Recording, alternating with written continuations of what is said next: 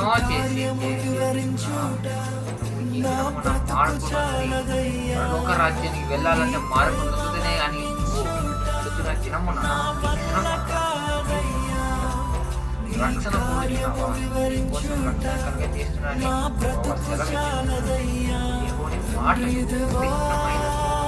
మాటలు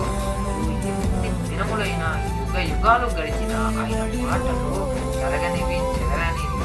మాటలు నీతో నాతో శాశ్వతం ఆయన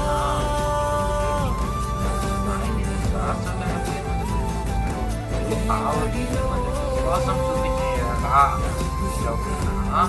నీవి కోరుచున్నావో తప్పగా నెరవేరుస్తుందని ఆయన సెలవిచ్చుచున్నాడు.